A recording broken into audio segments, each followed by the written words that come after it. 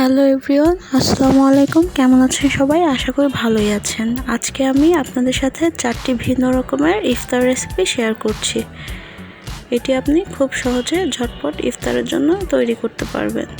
এজন্য আমি একটা মিক্সিং বোলে 1.5 কাপ বেসন আর সাথে হাফ চা চামচ লবণ ও 1 চা চামচ মরিচের গুঁড়া নিয়েছি।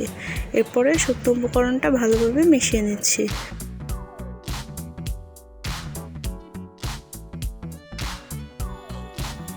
এরপরে এখানে প্রয়োজন মতো পানি দিয়ে নিচ্ছি। অল্প অল্প করে পানি মিশাবেন, একেবারে মিশাতে যাবেন না, এতে করে বেশি লিকুইড হয়ে যেতে পারে বা বেশি ঘন থাকতে পারে। তাই এটাকে অল্প অল্প করে আপনার পছন্দ অনুযায়ী মিশিয়ে নেবেন। আর আজকে এই বেসনের গোলাটা থেকে আমি সবগুলো রেসিপি আপনাদেরকে করে দেখাবো। এজন্য আমার কাজটা খুব সহজ হয়ে যাবে। একই বেসনের গোলা থেকে আপনারা কিভাবে সব রেসিপি তৈরি করতে পারবেন তা এই রেসিপি দেখলেই আপনারা আইডিয়া পেয়ে যাবেন। বাইরের অস্বাস্থ্যকর খাবারের চেয়ে ঘরে যদি আপনারা ইফতার তৈরি করেন সেটা আপনাদের শরীরের জন্য অনেক স্বাস্থ্যকর হবে। আমি এটাকে অল্প অল্প করে পানি মিশিয়ে এভাবে লিকুইড করে নিচ্ছি। আর একটা কথা বলে নিচ্ছি, আপনারা যারা এখনও আমার চ্যানেলে নতুন তারা প্লিজ আমার চ্যানেলটি সাবস্ক্রাইব করে দিন আর পাশে থাকা বেল আইকনে একটা ক্লিক করে দিবেন। এতে করে পরবর্তী ভিডিওর নোটিফিকেশন সবার আগে আপনার কাছে চলে যাবে। ঠিক এরকম কনসিস্টেন্সি হলে পানি দেওয়া বন্ধ করে দিতে হবে। এরপর আমি এটাকে একটা সাইডে রেখে দিচ্ছি। চলে যাচ্ছি পরবর্তী প্রসেসে। এই জন্য আমি এখানে 5টা আলু সিদ্ধ করে নিয়েছি। এখানে আমি একটু বড় না মাঝারি সাইজের আলু নিয়েছি। এটাকে সিদ্ধ করে খোসা ছাড়িয়ে নিয়েছিলাম। এখন এটাকে ভালোভাবে ম্যাশ করে নিয়েছি। এরপর এটাতে আমি বেরেস্তা দিয়ে দিচ্ছি। এটা আমি আগে থেকে বেরেস্তা করে রেখেছিলাম। এরপরে দিয়ে দিচ্ছি চিলি ফ্লেক্স। এখানে আমি শুকনো মরিচটা ভেজে গুঁড়া করে নিয়েছি। এরপরে দিয়ে দিচ্ছি হাফ চা চামচের একটু বেশি পরিমাণ লবণ। এরপর এটাকে ভালোভাবে মিশিয়ে নিচ্ছি। এটা ভালোভাবে মিশাতে হবে, কোনো শক্ত শক্ত আলু যাতে না থাকে এভাবে মিশিয়ে নিতে হবে। সবগুলো মেশানো হয়ে গেছে। এখন আমি এটা দিয়ে গোল গোল করে আলুর চপ বানিয়ে নিচ্ছি। এই ভর্তা দিয়ে আলুর চপ সবাই পছন্দ করে, তবে সেটা কাঁচা পেঁয়াজ দিয়ে করার চেয়ে বেরেস্তা দিয়ে করলে এর স্বাদটা অনেক গুণ বেড়ে যায়। আপনারা চাইলে এভাবে বেরেস্তা আর শুকনো মরিচের গুঁড়া দিয়ে, ভাজা মরিচের গুঁড়া দিয়ে ট্রাই করে দেখতে পারেন। এরপরে এভাবে ছোট ছোট বল করে এটাকে চাপ দিয়ে আমি এটাকে সমান করে গোল করে নিচ্ছি। আর এই আলু ভর্তাটা দিয়ে আমি 2 রকমের ইফতার তৈরি করে দেখাচ্ছি আপনাদেরকে।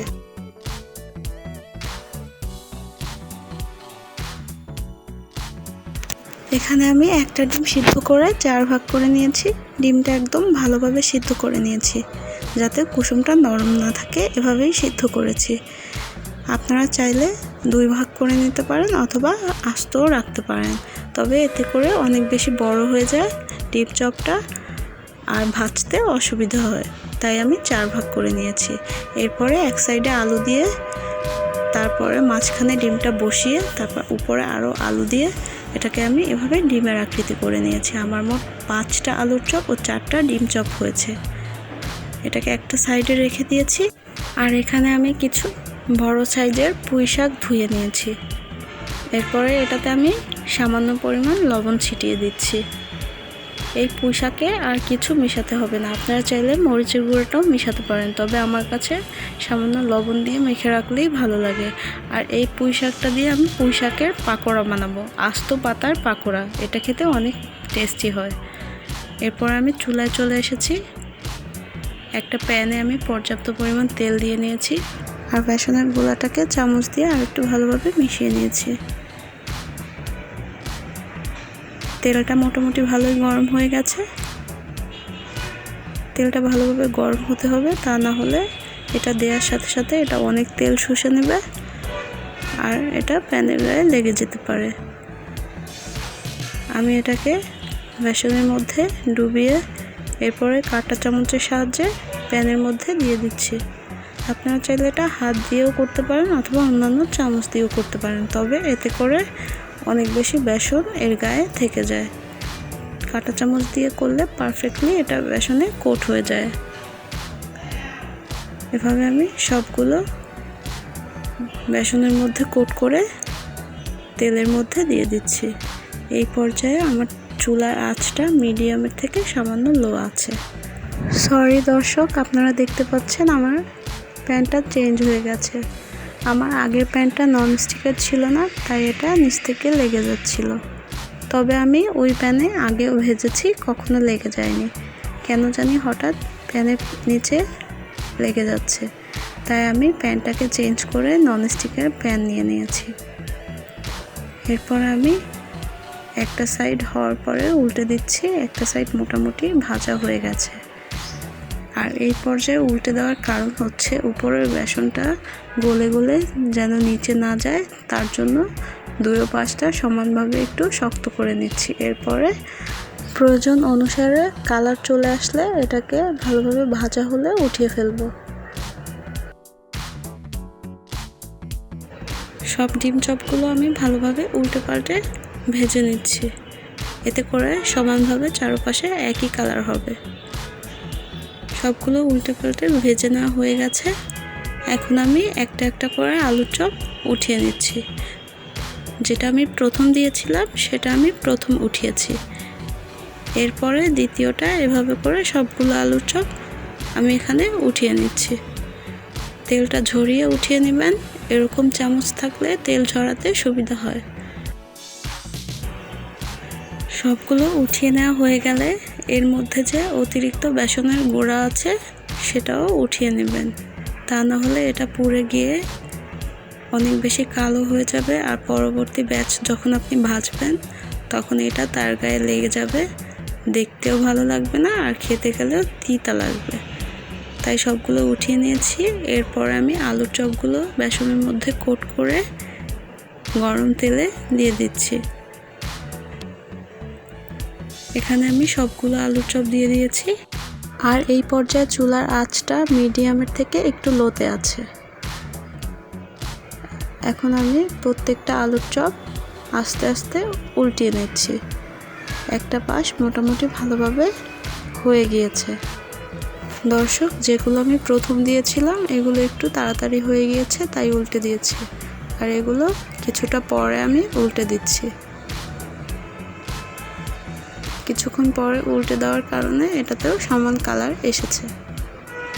এই সবগুলো আগে দিয়েছিলাম তাই আগে উল্টে দিয়েছি। এটা একটু দিতে লেট হয়েছে, তাই কিছুক্ষণ রেখে তারপরে এটাকে উল্টে নিচ্ছি। আর এর সাইডে যে গুঁড়া গুঁড়া বেসন জমেছে সেটাকে আমি চামচের সাহায্যে উঠিয়ে নিয়েছি। এতে করে এটা অতিরিক্ত পুড়ে তিতা হবে না। সবগুলো আমার উল্টে পাল্টে ভালোভাবে সমানভাবে কালার এনে ভেজে নেওয়া শেষ। এরপরে তেল ছড়িয়ে আমি এটাকে উঠিয়ে নিচ্ছি।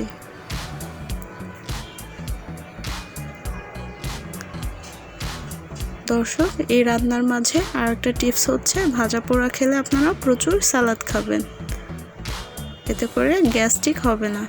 আর এখানে আমি ডিম নিয়েছি, ডিম অমলেট করা। এটা তো সবাই পারেন বাসায়। ডিমটাকে বিট করে পেঁয়াজ মরিচ দিয়ে ভেজে সেটাকে আমি পিস পিস করে কেটে নিয়েছি। এই চপটা হয়তো এখনও কেউ করেননি, তবে আমার মতো এই চপটা একটু করে ট্রাই করে দেখবেন। এটা সত্যিই খেতে অসাধারণ হয়। জাস্ট ডিমটাকে অমলেট করে সেটাকে পিস পিস করে কেটে বেসনে চুবিয়ে নিলেই ব্যাস হয়ে যাবে মজাদার রেসিপি। এটা আপনারা যদি ট্রাই করেন অবশ্যই আমাকে কমেন্ট বক্সে জানাবেন যে কে কে আমার মতো এই ডিম চপটা ট্রাই করেছেন। আমার মাথায় আসলো হঠাৎ করে যেভাবেও চপ করে দেখি কেমন হয়, তো দেখলাম আসলেই খেতে অনেক মজা হয়, যেটা ঘরের বাচ্চা থেকে বুড়ো সবাই পছন্দ করে। আর এই ডিম চপটা হতে কিন্তু বেশি সময় লাগে না, কারণ ডিমটা বেশি মোটা না, ডিমটা মোটামুটি ভালোই পাতলা। আর বেসনটা হতে কয়েক সেকেন্ড সময় লাগে। একটা সাইড মোটামুটি হওয়ার পরে আমি এটাকে উল্টে দিচ্ছি। আর এরকম ভিন্ন ভিন্ন ইফতার রেসিপির আইডিয়া পেতে আমার চ্যানেলটি সাবস্ক্রাইব করে পাশে থাকবেন। আর যারা ইতিমধ্যে আমার চ্যানেলটি সাবস্ক্রাইব করেছেন সবাইকে অসংখ্য ধন্যবাদ আমার সাথে থাকার জন্য। আর রেসিপিটি ভালো লাগলে ভিডিওতে অবশ্যই একটা লাইক দিতে ভুলবেন না।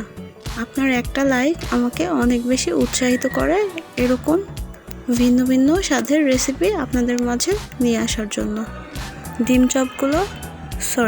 অমলেট চপগুলো ভালোভাবে ভেজে নেওয়া হয়ে গেছে। আর এটাকে আমি তেল ঝরিয়ে উঠিয়ে নিচ্ছি। আপনারা চাইলে এটাকে ডিম চপও বলতে পারেন, তবে এটা যেহেতু অমলেট দিয়ে করা তাই এটাকে আমি অমলেট চপ নাম দিলাম। এটাকে আমি উঠিয়ে নিয়েছি। এরপরে হচ্ছে আমার সেই পছন্দের জিনিসটি চলে এসেছে। এটা হচ্ছে পুঁই শাক। এটা দিয়ে আমি এখন পুঁই শাকের পাকোড়া করে নিচ্ছি। এটা করতে একদমই ঝামেলা নেই। আস্ত পুঁই শাক জাস্ট ধুয়ে লবণ মাখিয়ে বেসনে ডুবিয়ে তেলের মধ্যে ছেড়ে দিলেই হয়ে যাবে পুঁই শাকের পাকোড়া। একটা একটা করে বেসনের মধ্যে চুবিয়ে আমি তেলের মধ্যে ছেড়ে দিচ্ছি।